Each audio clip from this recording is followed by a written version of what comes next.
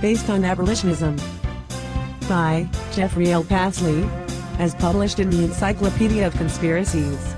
American abolitionists were frequently accused of conspiring to take down the American way of life, especially in the South but also in the North. Though this is so, they, themselves, were great believers in the slave power conspiracy, and often even party to anti-Catholic and other evangelically oriented conspiracy theories.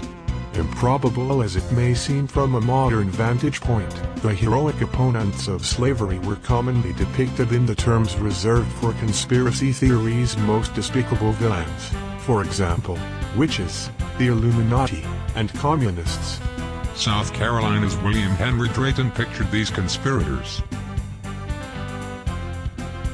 at their midnight meetings, where the bubbling cauldron of abolition was filled with its pestilential materials. An 1852 writer in the Bow's Review of New Orleans actually compared abolitionism with communism, then newly invented, seeing them both as part of a blasphemous, hypocritical foreign campaign to overturn a social order ordained by the thought of God. What means this darkly shadowed caricature of good, this horrible disfigurement of Christian charity, which, but that it stalks in terrible reality before us, would seem like the mockery of some fearful dream?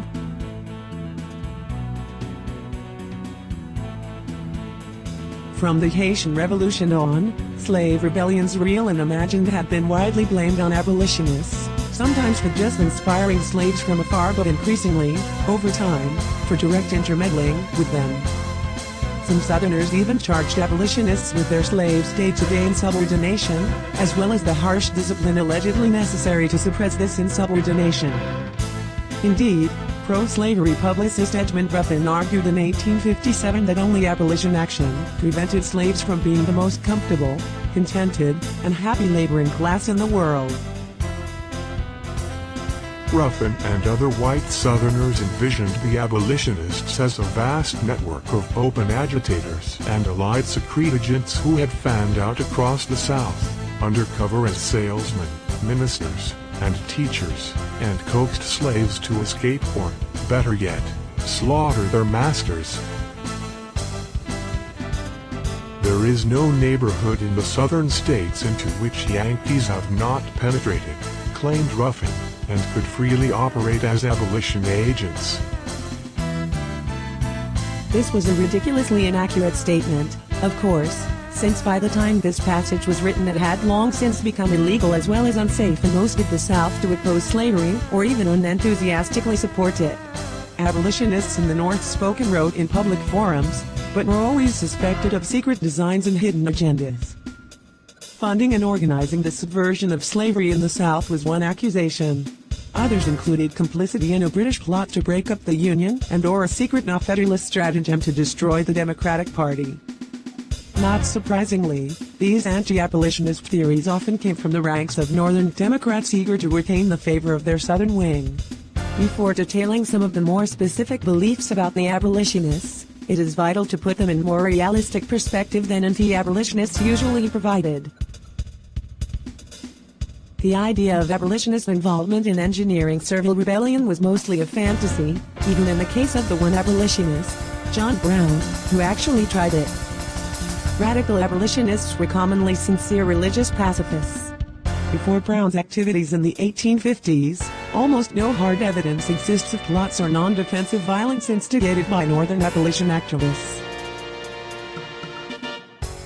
Abolitionists certainly protected fugitive slaves when they could, and aided some escapes in border regions and port cities. But they posed no physical and little economic threat to slaveholders, whose human and real property was worth more on the eve of the Civil War than it ever had been before. Moreover, radical abolitionists never enjoyed widespread political influence. And the charge that they dominated Abraham Lincoln's Republican Party, the so-called Black Republicans, was both a partisan slur and an important part of the Southern conspiracy theory about the Northern anti-slavery sentiment. the term Black Republicans also contained another connotation.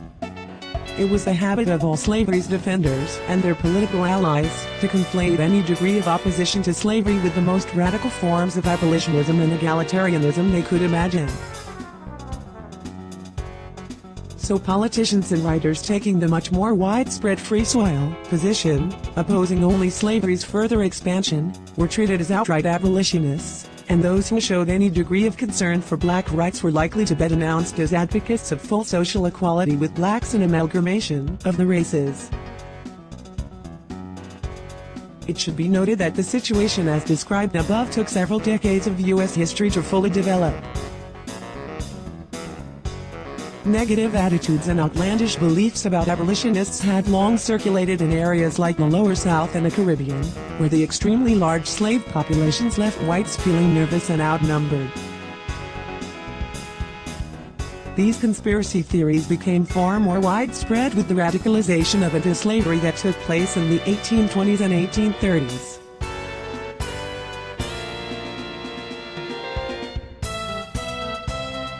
Before the late 1820s, American abolitionism was almost painfully polite, tentative, and moderate. During the American Revolution, it came to be generally agreed outside the Lower South that slavery was inconsistent with the egalitarians' ideals of the Declaration of Independence and other revolutionary mission statements. The northern states abolished slavery in the years after the Revolution, though often by means of gradual emancipation laws that only freed the adult children of current slaves. Quakers opposed slavery as a matter of conscience and lobbied for abolition during the first Congress, but without results. The bulk of anti-slavery activity in the early republic was more Jeffersonian in approach, looking to end the international slave trade, which occurred in 1808, and find some means of phasing Southern slavery out while minimizing economic and social disruptions. Slaveholders were to be compensated for their losses to abolition, and the creation of a large free black population would be avoided by sending former slaves to colonies in Africa or some other faraway place. This was the formula promoted by the early republic's most prominent anti-slavery organization, the American Colonization Society, which counted James Madison, Henry Clay, Andrew Jackson, and Francis Scott Key among its members, and enjoyed the official aid of the U.S. government and Navy. Despite the moderation of these early efforts, the slave-holding politicians of the Lower South reacted harshly to the idea of even discussing limitations on slavery. The Carolinas and Georgia forced special protections and extra representation for slavery to be built into the federal Constitution. The Quakers petitioning the first Congress were accused by South Carolina's Ed Amos Burke of being British spies who were for bringing this country under a foreign yoke. During the same debate, Southern congressmen made veiled threats to leave the newborn Union if such discussions continued, arguing that every principle of policy and concern for the peace and tranquility of the United States concur to show the propriety of dropping the subject of slavery and letting it sleep where it is. Northern congressmen voted to exclude slavery from the new state of Missouri in 1820. Much less than what the Quakers had asked, the uproar was far worse. Thomas Jefferson declared it the knell of the Union, and the Virginia Capitol was agitated as if affected by all the volcanic eruptions of Vesuvius. Extremism in the defense of slavery was no vice, and moderation in the pursuit of abolition was increasingly not accepted as a virtue. Under these circumstances, it is not surprising that black and many white abolitionists grew impatient with the moderate approach. Hence their rhetoric and tactics became much more radical beginning in the late 1820s. The new approach asked, in far less apologetic tones, for immediate, uncompensated abolition, without colonization, as a matter of moral right. Public notice of the shift in abolitionist thought was given by the appearance of 3 new abolitionist publications between 1827 and 1830, Freedom's Journal, the first African American newspaper, white abolitionist printer William Lloyd Garrison's newspaper The Liberator, and, especially, the 1829 pamphlet An Appeal to the Colored Citizens of the World, by black used clothing dealer David Walker. Walker and Garrison almost immediately became two of the most hated and feared men in all the South. Although the pamphlet itself was considerably less ferocious than its reputation, Walker's appeal became notorious for its defense of violent resistance, as a last resort, to slavery, and for its then unusually apocalyptic warnings about consequences of continued oppression of the black population. I tell you Americans, that unless you speedily alter your course, you and your country are gone. What frightened Southerners even more was the fact that Walker, who came from the South but lived in Boston, actually managed to distribute some of his pamphlets in the South. A parcel of 60 copies arrived in Savannah, Georgia, in December 1829, just after the pamphlet was published, and more were soon found in the Carolinas, Virginia, and Louisiana. One of the antebellum South's frequent slave conspiracy panics quickly ensued. Numerous Southern jurisdictions passed new laws against slave education and seditious or incendiary literature, of which North Carolina's was one of the harshest. Writing, publishing, or circulating any publication tending to excite insurrection, conspiracy, or resistance in the slaves or free Negroes was made a crime punishable by a year in prison and whipping for the first offense, and death for the second offense. Abolitionist activity actually became a capital crime in much of the South, and this was only the beginning of a decades-long campaign to purge ideological nonconformity from the region, at least as it pertained to slavery. Georgia newspaper editor Elijah Burritt had to flee for his life when it was discovered that he had received 20 copies of the appeal at the post office. Many Southerners at the time, along with some historians, have suspected some connection between Walker's pamphlet and the 1831 Nat Turner slave rebellion in Virginia, in which 55 whites were killed. Similar Walker links have been seen to a Christmas 1830 slave rebellion outside New Bern, North Carolina, but that outbreak was quickly and brutally suppressed before any whites came to harm. Virginia Governor John Floyd received a likely fraudulent letter from one Nero, claiming that Turner's raid was only the beginning. Many a white agent like Burritt was already in place, Nero claimed, and the slaves were also enlisting the aid of the removal-threatened Indians in Georgia. The most concrete link between Walker's appeal and Nat Turner was probably their common roots in the spiritual and political ferment that was roiling through American black communities around that time. There were serious slave uprisings in Jamaica and other Caribbean colonies during 1830 and 1831. Rumors of imminent abolition may have played a role in the unrest, but rumors hardly required a network of agents to spread. David Walker died in 1830, but his legacy as chief bugbear of Southern slaveholders was amply carried on by the rise of William Lloyd Garrison and other aggressive immediatists during the 1830s. Garrison's Liberator was read mostly by a small audience of free blacks, but its most provocative passages seem to have been broadcast widely. Garrison argued in vitriolic terms not only for abolition, but also racial equality and the enfranchisement of blacks, stance that made him, in the minds of many suspicious Southerners, a sort of evil poster boy for the whole anti-slavery cause and possibly for all of Northern culture. Garrison promised he would be as harsh as truth and as uncompromising as justice in his campaign against slavery. On this subject, I do not wish to think, or speak, or write, with moderation. No, no. Tell a man whose house is on fire to give a moderate alarm. Tell him to moderately rescue his wife from the hand of the ravisher. Tell the mother to gradually extricate her babe from the fire into which it has fallen. Later Garrison became even more infamous for denouncing the Constitution as a covenant with death, an agreement with hell, because of its special favors for slavery. On at least one occasion Garrison publicly burned a copy of the document, endearing him to few Northerners, but burnishing his demonic credentials down south.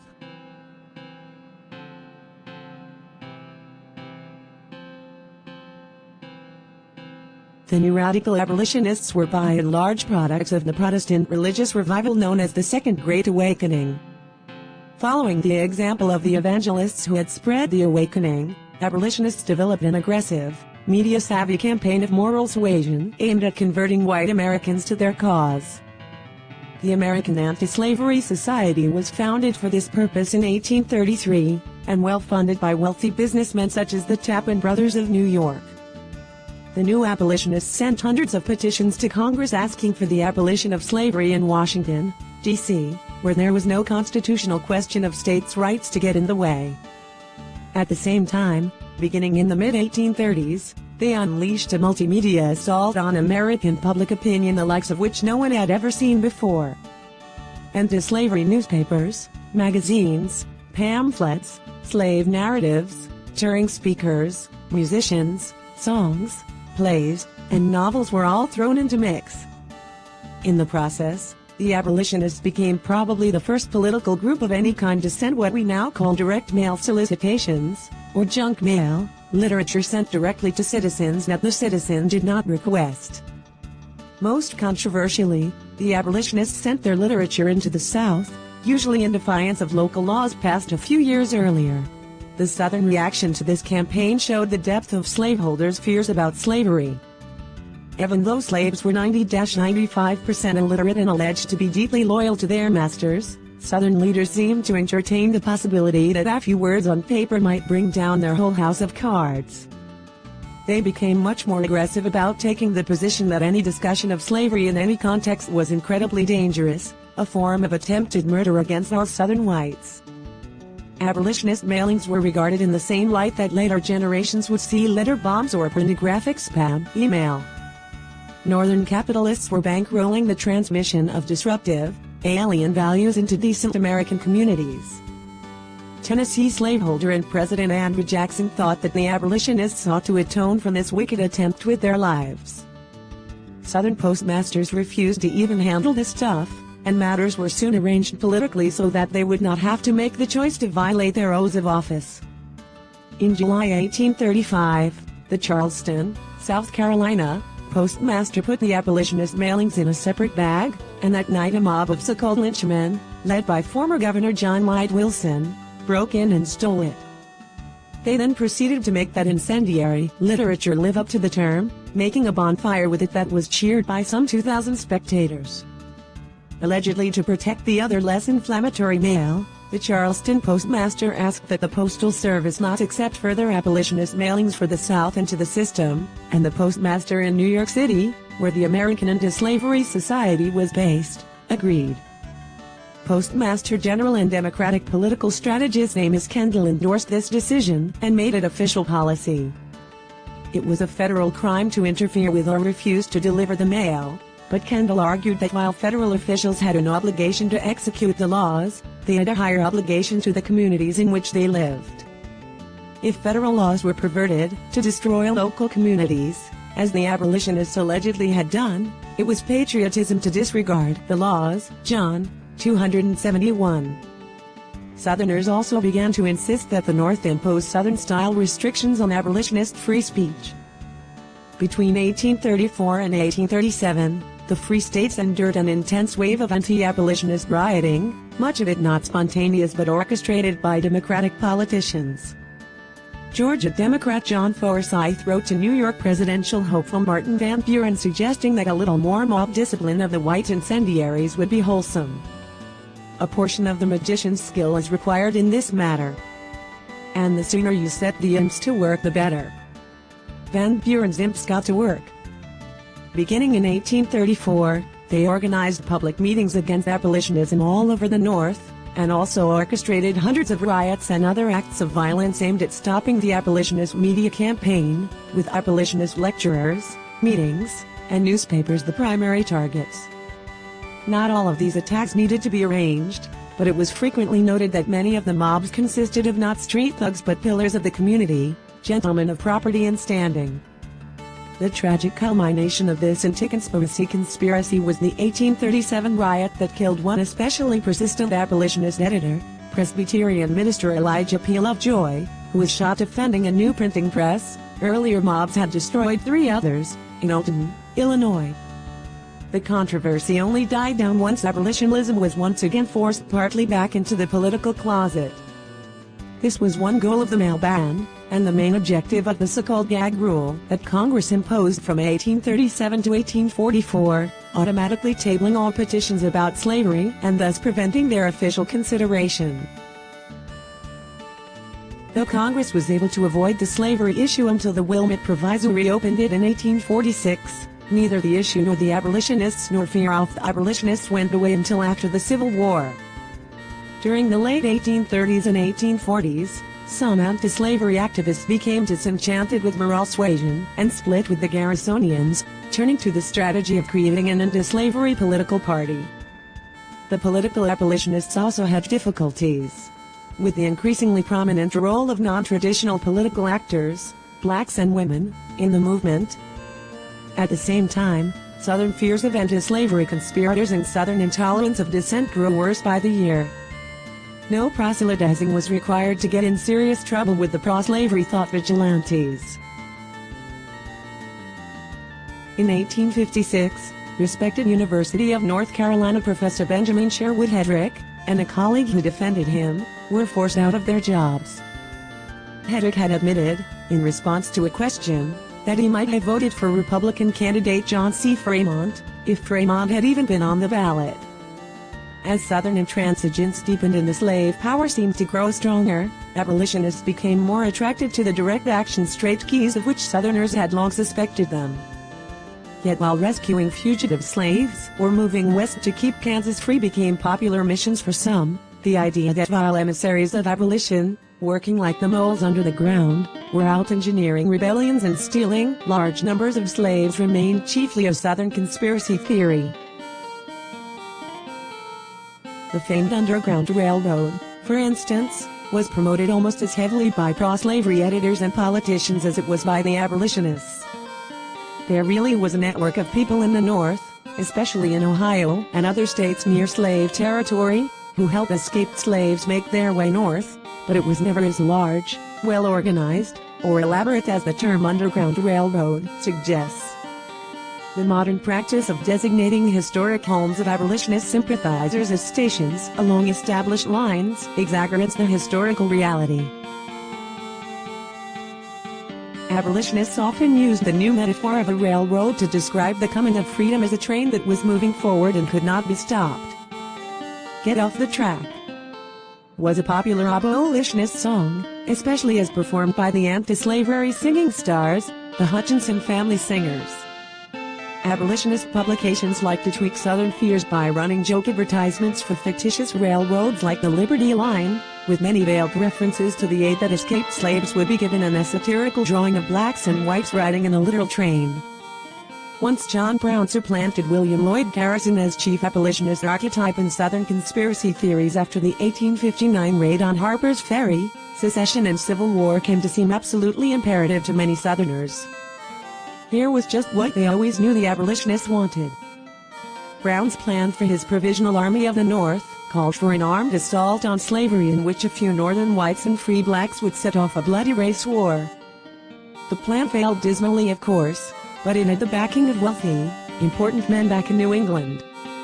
Moreover, Brown's dignified behavior and passionate speeches against slavery at the trial and in newspaper interviews made him a hero in the North, confirming all Southern fears about what little regard their countrymen had for their safety.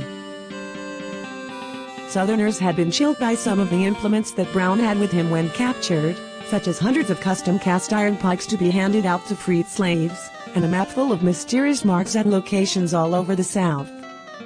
Down south, these marks were widely interpreted as locations where Brown had slave allies or white agents planted and ready to strike. The Harper's Ferry raid and the North's reaction to it set off a crisis of fear in many parts of the South that continued right through the beginning of the war. Vigilance committees in many localities launched a wave of further terror and repression against suspected abolitionists. Even talking to blacks, or looking like an abolitionist, became dangerous. A free black barber in Knoxville, Tennessee, was mistaken for Frederick Douglass and chased through the streets. A stonecutter working on the new South Carolina state capitol was whipped, tarred, feathered, and deported for a stray remark.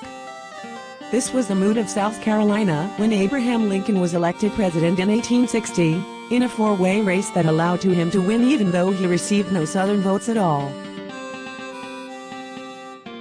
With a black Republican in the White House, paranoid South Carolinians saw no choice but to do what they had been threatening to do for years: secede from the Union. Only by separating from the American Republic could they be safe from the hordes of John Browns and pike-wielding blacks that Lincoln would surely send.